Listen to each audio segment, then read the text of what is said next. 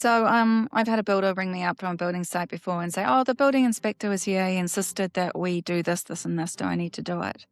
And upon some investigation, I found out they actually didn't. It was a renovation project, and building and consent inspectors actually don't have jurisdiction to insist on upgrades, and that's really, really important, right?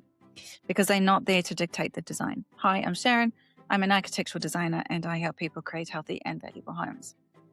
Um, However, if you don't have your architect or architectural designer on site like this builder did, and your builder decides to just remove something like a continuous ventilation system, an air tightness membrane, what essentially happens is that council is still required to sign off the design as compliant because our building code has massive gaps in legislating what actually creates a healthy and comfortable home. It's the baseline minimum that all buildings need to comply with. So if you listened to my post yesterday, I explained what the Building Act and the Building Code really is and why it exists. So if you're hanging your hat on the fact that council will come out to your building site and make sure your plans have been adhered to, they're not there for quality control. They're there for legislative compliance.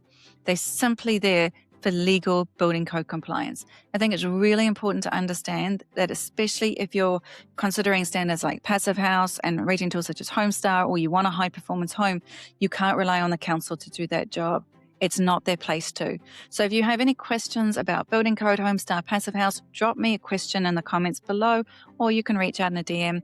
And if you're in New Zealand and you want to have a 15-minute phone chat and you think that would be valuable, book a time to have a chat with me using the link in my bio.